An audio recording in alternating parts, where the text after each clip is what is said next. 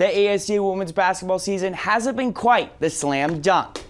The young team has had its ups and downs, but now with Pac-12 play coming to a close, one might say that this is the team's last chance at creating any momentum before postseason play. The 2021 NCAA Indoor Track and Field Championships took place last weekend in Arkansas, with one ASU Sun Devil coming out on top. ASU shot punter Turner Washington joins us now in studio about his winning performance last week. Turner, thanks for joining us today. Yeah, no, thank you for having me. At the NCAA Indoor Championship, your best came in the 5th round at 70 feet 1. What was going through your head at the time following your foul in round 3 and performance in round 4? Did you think that was something you could accomplish? I was really going in that 5th round. I was really fed up with myself because I knew what technical aspects I had to hit, and I just wasn't doing them. I don't know if it was nerves or whatever, and I really just didn't want to be able to, if potentially win the meet with 68 feet. That was something I did not want to happen, and I really wanted to throw over 70. So then I really just focused on one technical thing, didn't care about much anything else, and I hit that one aspect and the ball went far. It wasn't the greatest finish, and then it was a learning lesson of where I saw how far that went, and I'm like, okay, if I do this same throw with a better push through the ball better, I'll throw 22 meters over 71. So now it's like using that to going into outdoor where we really know what it is I have to do to reach that next high end of the elite level of throwing. You're one of a few that has accomplished throwing 70 feet in NCAA Indoor Championship history. What is it like to be a part of this elite group and being next to guys like former Sun Devil Ryan Whitney by your name? Oh, it feels awesome knowing my name's next to legends of the sport that hopefully if I can keep doing what I'm doing and following in their footsteps, that someday I'll also be considered a legend and have kids looking up to me and wanting to throw like me. Because that's I think that's really what it's all about, is wanting to be a motivation to other people as well. Your journey from high school to now seems to have been quite a story. If you could say anything to your younger self, what would you say? Oh, there's a lot of stuff I would say, but most importantly, just be patient and trust the process. That it's a road with a lot of potholes, cops on the highway. It's not an easy journey, but if you just stick with it, you'll be able to reap the rewards one day. Well, thank you so much, Turner, for joining us in studio, and we'll hope to have you back on soon. Awesome. Thank you for having me. And another exciting ASU program. In 2016, the ASU women's lacrosse team was just a club sports program. Now, 5 years later, the team competes as an NCAA Division I program competing in the Pac-12 Conference. Since beginning Division I play in 2018, the team has continued to make big strides. Just alone this season, under the direction of Coach Tim McCormick, the team upset its first top 25 ranked opponent, made an appearance in the top 20 rankings, and had the best program start, currently 7-3 on the season. Making up the Sun Devil squad this season is attacker Carly Adams, who has put up a handful of goals this season, 35 to be exact, more than double what she had last season. Moving on to goaltender Berkeley Banu, who has stopped 114 shots from entering the net, and wrapping it all up, the ever so talented attacker Carrie Clayton, who holds many program records. She has proven both key on the offensive and defensive side this season. The Sun Devils have not only performed individually, but as a team. The team currently is ranked 3rd in assists per game, 5th in scoring offense, and 6th in offensive draws in the NCAA. At the end of their season, the Sun Devils will look for a strong finish with the well-known Stanford and USC programs left to play. Back to you, Ryan. Hey, Adam. Doing good. I'm actually shooting a package out here at State Farm Stadium. You want to hear it? Okay, let's roll. The 2020 NFL season kicks off this week, and 2 former ASU Sun Devils are set to take the same field in their NFL debuts. I take a look at what we can expect from the 2 newest Sun Devils to go pro. Heading into the 2019-2020 college football season, wide receiver Brandon Ayuk entered a second season with the Arizona State Sun Devils. Ayuk set a standards high in 2019, doubling his stats from the previous season, from 474 receiving yards in 2018 to 1,192 receiving yards in 2019, second in the Pac-12, and from 3 receiving touchdowns in 2018 to 8 receiving touchdowns in 2019, and a stat-filled season for Ayuk. On the running side of things, running back Benjamin racked up 1,083 rushing yards and 10 rushing touchdowns. Benjamin decided to declare for the NFL draft following the season after landing top 10 on the Arizona State's career list for rushing yards, touchdown attempts, and 100-yard games. With emotions high, the two entered into the NFL draft, and for the second straight year, a Sun Devil was picked in the first round. The San Francisco 49ers selected wide receiver Brandon Ayuk with the 25th overall pick. And just 2 days later, running back Benjamin would be selected with the 222nd overall pick by the Arizona Cardinals. Now, months later, the two will take to the same field in their NFL debuts. The two will look to prove themselves this Sunday when the Arizona Cardinals take to the road to face the San Francisco 49ers at 1:25 p.m. Mountain Standard Time. Reporting from Glendale, Arizona, Conor McGill, Inferno Intel. Hello and welcome back to another episode of Inferno Intel. Conor McGill joined alongside Ryan Blank. Ryan, how you doing? I'm doing great. I'm glad to be sharing the anchor desk with you today. Yeah, appreciate that. Well, we have a jam-packed show today filled with baseball, softball, lacrosse, and much more. So let's get the show on the road. Tipping off our show is men's basketball. Our reporter Keith Dotley has more on the Sun Devil squad. Another ASU sport to get excited for is cross country. Earlier this month, ASU Athletics announced the hiring of Patrick Henner as the new head coach of ASU Cross Country. I had the opportunity to chat with him about his hiring and more. First off, thanks for joining me today, Coach Henner, and a big welcome to ASU. I'm going to start things off with a big question here. In the past, ASU Cross Country has had its struggles, but with a new head coach, some are hopeful that itself may change. How do you hope to build this ASU cross-country program, Coach? Coach Miller hired me, and one thing I'm really proud of is that, I'm concerned with the whole program. I'm the distance coach. That's who I'm in charge of on a daily basis. But, I want to help every single group on the team be better and help every single coach on the staff be better. That's something that really excites me about here, and I think I'll be able to have a really big impact on the whole program, not just the distance.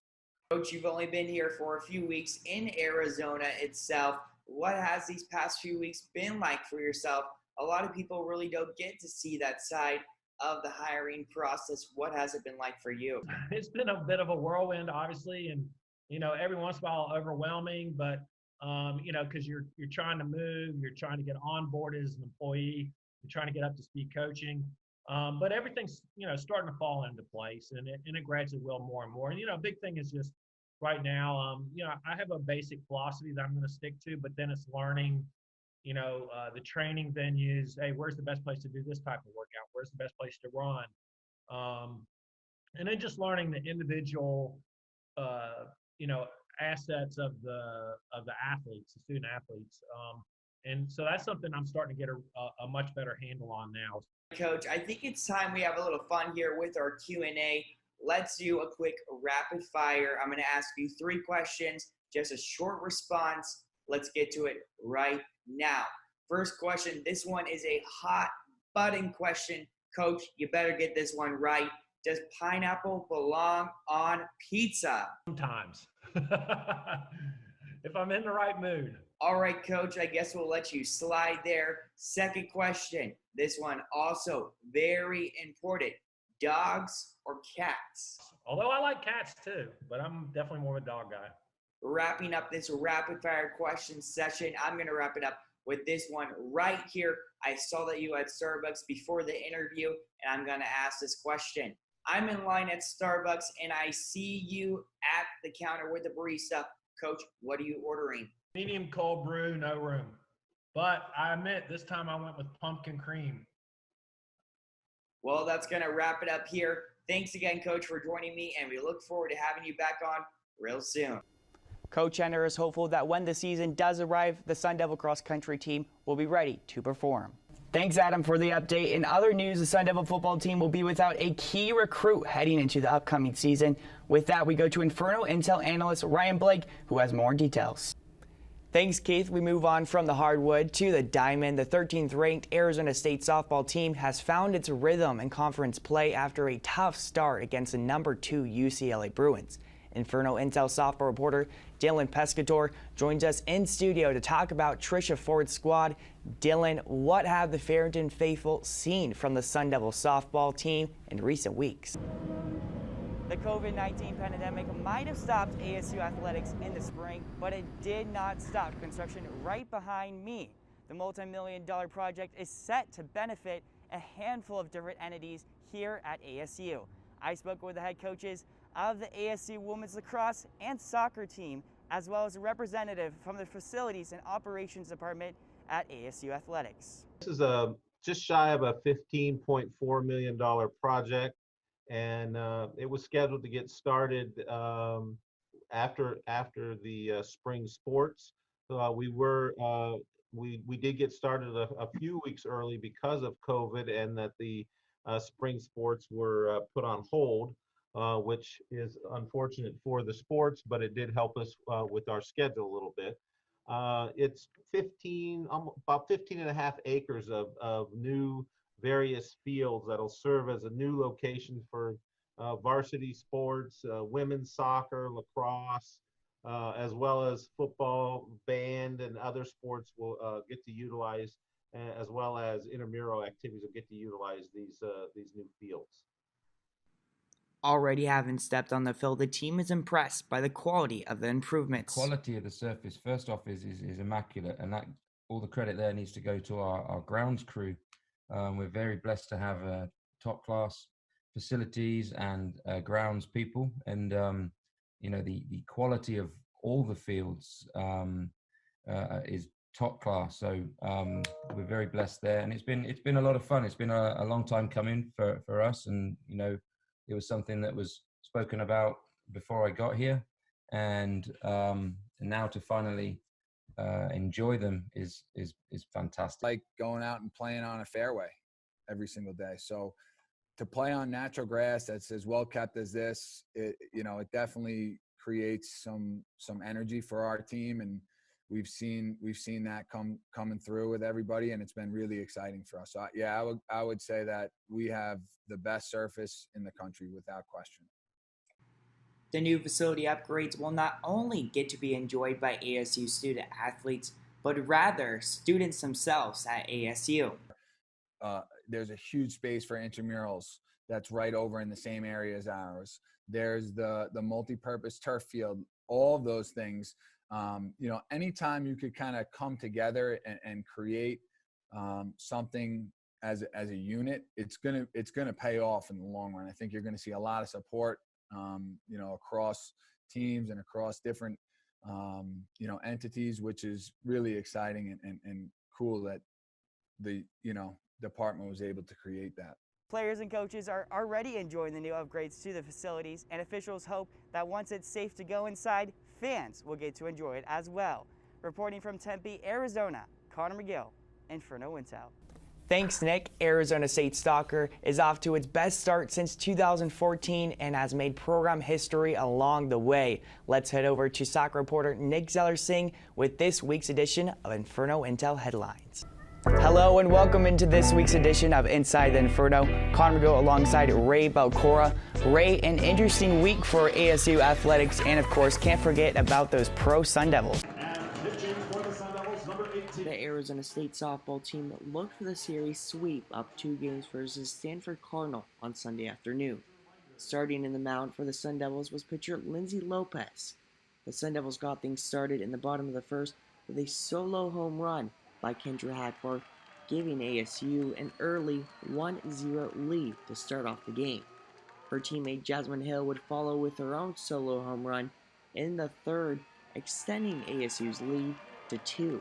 Later in the game, the hits would continue with Bella Loomis hitting one out to right field, advancing Brittany Holland to third base.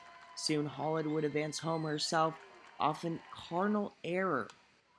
Maddie Hackbarth would find her own solo home run in the bottom of the 5th to give the Sun Devils a 4-0 lead. The Cardinal left it all out on the field in the 7th, bringing in 2 runs, but it wasn't enough for the team to get past ASU. ASU capped the game out with a 4-2 win to sweep the series. The win puts the Devils at 25-10 on the season. I think that it's going to be important for us to not worry about who's in the other dugout. I mean, obviously, there's the elephant in the room. Everybody knows we're playing U of A. It's Arizona U of A game, big series. But I think what we do best is worry about ourselves and execute and play our type of softball. And I think that's going to be important. So that's going to be our focus this week, is really, taking pitch by pitch, making sure that we understand what we're attacking, what, their pitchers look like, kind of how we're going to attack them from an offensive standpoint and also from a pitching standpoint, and really just get their heads kind of dug into the sand. And, I kind of call them like the horse blinders on of staying here.